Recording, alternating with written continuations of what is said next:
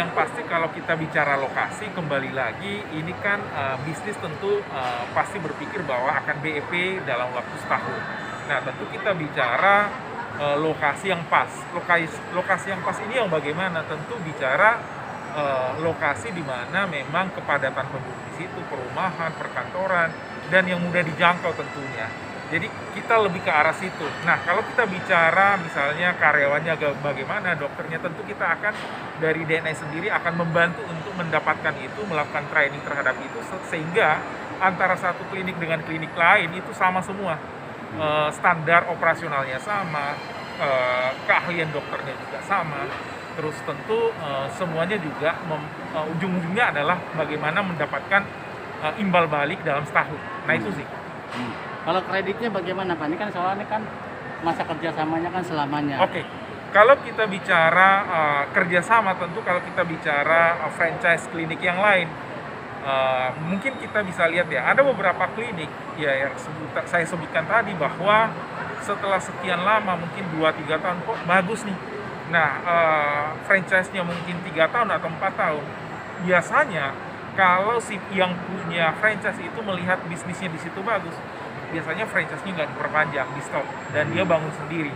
Dan kita nggak mau itu terjadi di kita, bahwa kita memastikan bahwa bisnis yang kita bangun dari awal, tentu kita akan nikmati bersama, tentu kita akan untung bersama. Nah, sehingga memang kita jangka panjang, tidak ada istilahnya franchise 5 tahun atau berapa tahun, tetapi ini jangka panjang, dan itu legalisasinya tentu kita akan legalkan tentu dalam akte perusahaan. Ya, saya kembali ke Pak Dharma, dokter spesialis kulit dan kelamin. Nah, dari 2007 dibangun Bapak udah bergabung di DNI ini. Ya, jadi emang dari berdirinya DNI sendiri itu memang kita sebagai dokter, dari saya dan ayah saya dokter spesialis kulit juga, kita mendirikan DNI itu karena ngelihat masyarakat itu zaman itu tuh super abal-abal orang pakai produk ya. Jadi artinya banyak efek sampingnya.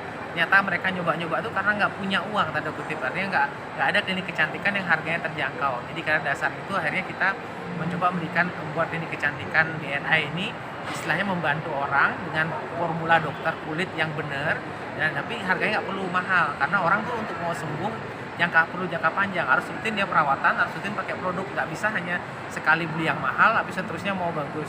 Nah, kita bisa berkembang gara-gara nggak punya modal juga, kita promosi iklan juga enggak, jadi banyak dari orang yang puas dia mulai mengajak orang temannya, kemudian kita juga memberikan layanan dikit-dikit, kita ada salah apa, pasien ada keluhan, kita jawab via telepon. Zaman itu masih BBM, WhatsApp, ada keluhan kita layani langsung, kita obatin, jadi itu bisa membuat mereka jadinya senang dan akhirnya nular-nular ke teman-teman yang lain.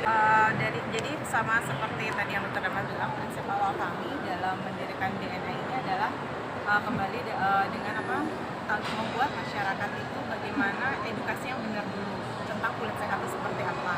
Dan di sini peran saya terutama sebagai seorang istri tentunya membantu usaha suami di sini. Jadi sekarang ini kita kan lagi membuka reseller. Jadi saya juga mau menginspirasi ya wanita-wanita yang sudah menikah, bagaimana kita bisa berkarya dengan tetap menjaga suami, menjaga anak, tapi juga berpenghasilan seperti itu. Maka kita ada kerjasama dengan Cantik ID dengan mengembangkan reseller-reseller DNI. Jadi kesusahan yang selama ini pastinya kita ini bukan pengusaha ya sebenarnya.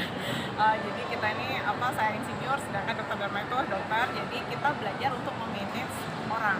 Jadi memanage SDM itu yang memang kesusahan paling berat sih, karena menyangkut orang kan banyak ya, ada begini ada begitu, itu yang sudah kita pelajari selama 15 tahun ini.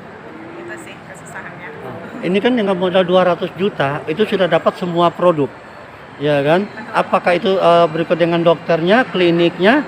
Kalau untuk paket dari 200 juta itu kita ada juga yang grade-grade kliniknya, ada yang di bawah 200 juta, ada 150-an, ada 250 lebih, itu semua ada disesuaikan. Kalau memang ada modal yang masih kurang, kita bisa bekerja sama dengan yang lain. Jadi kita kan membentuk badan usaha nih, jadi persentase saham. Jadi ada yang punya modal segini, sebenarnya itu bisa digabungkan. Jadi intinya sampai tercukup untuk investasinya.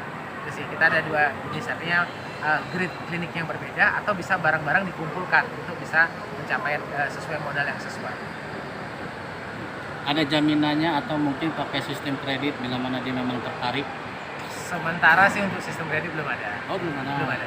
Jadi artinya artinya ini investasi yang disetorkan, dan itu nanti investasi yang dibayarkan itu juga kita berikan untuk mesin perawatan, kemudian bahan-bahan perawatan juga, kemudian ada produk juga yang bisa dijual lagi istilahnya. Jadi artinya investasi yang dibayarkan dapat bahan-bahan itu kalau dijual pun sebenarnya sudah jadi penghasilan untuk membalikan modalnya. Bagi untung? Bagi untungnya kita sistemnya dengan sharing saham, artinya 20% untuk kita, 80% untuk investor. Dan itu artinya saham yang jangka panjang, di situ jangka panjangan. Dan itu artinya saham itu tidak ada royalty fee. Kalau royalty itu artinya untung nggak untung orangnya harus membayar. Sedangkan kalau kita dengan sistem sharing saham ini artinya kalau untung baru dibagi, kalau nggak untung kita nggak berbagi. Ini kan sudah ada di beberapa provinsi yang tadi kami lihat di peta ya. Kira-kira kota yang berkembang sekali itu di wilayah mana? Yang penting padat penduduknya sih seperti Jawa Timur. Nextnya lagi kita menjajahnya di Jawa Barat, Medan juga. Jadi kita dari kota-kota yang padat, karena kita bisa masuk ke bukan hanya di ibu kota provinsi, tapi ke kota-kota kabupaten kecamatan. Dan itu sudah kita buktikan di Bali. Di Bali sendiri kita pulau yang kecil, provinsi kecil, kita ada di hampir 9 kabupaten dan ada kurang lebih 15 cabang di Bali. Jadi harapannya sih di provinsi-provinsi lain bisa lebih depan kami sih, saya dan juga istri saya. Jadi artinya kita ingin membangun jaringan klinik yang bisa terjangkau ke semua kalangan, artinya sampai kecamatan, kabupaten, dan juga bisa dimiliki oleh berbagai kalangan. Jadi harapannya juga banyak yang saya sendiri juga yang tertarik, artinya orang yang sebelumnya bekerja sebagai karyawan di masa-masa pensiunnya itu punya usaha lah untuk jangka panjangnya gitu sih. Jadi artinya kita berharap sih bisa DNA itu bisa dipakai untuk semua dan juga dimiliki oleh semua. Terakhir Pak, dari produk DNA ini produk apa yang diunggulkan? Ya, yang unggulan kita sebenarnya yang paling banyak itu untuk orang masalah flek hitam di wajah, untuk yang ya, dan juga untuk yang jerawat untuk remaja. Kita fokus ke sana. Pak, ini kan bisnis sudah berjalan belasan tahun. Ya. Kira-kira tantangannya apa nih Pak dalam bisnis ini, terutama untuk gambaran bagi pemula-pemula bisnis ini Pak? Ya, tantangan sih kalau kayak sekarang ini menjamurnya bisnis, orang terjun ke bisnis kecantikan. Kami kan terjun udah 13 tahunan lah artinya. Sekarang ini memang lagi makin banyak membludak, tapi saya lihat tetap akan seleksi alam, orang harus punya diferensiasi sendiri, dan memang tantangan kami adalah di marketing brandingnya ini secara nasional. Nah, karena saingan makin banyak, tapi kita tetap yakin dengan kita punya keunggulan sendiri, keunikan tersendiri, dan yang utama adalah niat baik kita untuk berbagi dan ngobatin orang, ya itu yang mudah-mudahan bisa diterima oleh masyarakat.